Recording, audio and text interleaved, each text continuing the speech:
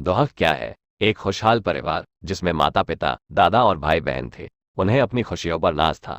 एक दिन ऐसा आया जब पिता ने साथ छोड़ दिया।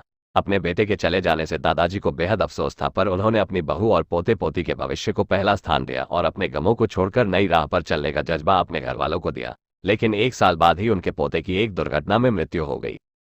यह वक्त बहुत गंभीर था, पर इस वक्त में भी दादाजी और उनकी बहू ने संयम से काम लिया। घर की बेटी की ओर ध्यान देते हुए आगे बढ़े। समय के साथ ढलती उम्र के कारण दादाजी ने भी विदा ले ली। अब घर में बस माँ और उनकी बेटी थी। एक खुशहाल परिवार बिखर गया था। अब बेटी बड़ी हो रही है, जिसके जीवन के अहम फैसले उसके सामने हैं, पर मन में उदासी और बेचैनी है।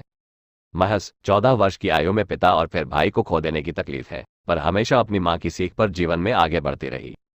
हमेशा एक हंसता हुआ चेहरा लिए ही उसने अपने जीवन को गले लगा रखा था। एक दिन अकेलेपन के बांध टूट गए और उसने भरी हुई आंखों से अपनी माँ से पूछा, माँ, आप हमेशा कहती हो कि हमारी जिंदगी बहुत अच्छी है, दुनिया में बहुत तकलीफ है, पर हमारे साथ ईश्वर है, लेकिन मुझे तो यह नहीं लगता। एक एक करके सब चले गए, आज केवल उनकी यादें हैं। तब माँ ने उसे जवाब दिया, बेटा, मैं मानती हूँ तूने बहुत कम उम्र में अपने पिता और भाई को खो दिया, तुझे उनकी कमी महसूस होती है। लेकिन बेटा, तेरे पिता ने इस तरह की व्यवस्था की थी कि हमें कभी किसी के आगे हाथ नहीं फैलाना पड़ा। न हमारे सर से छत हटी और न कभी तेरी परवरिश में कोई कमी आई। तेरे और मेरे नसीब में उन सबसे दूर जाना तय था, पर ईश्वर में विश्वास रखते हुए हमने हमेशा उसका आदर करके जिंदगी को गले लगाया। उस कारण ही हमें इस दोहक को सहन करने की ताकत मिली। अगर यह हिम्मत नहीं होती तो आज हमारी जिंदगी एक अभिशाप बन जाती।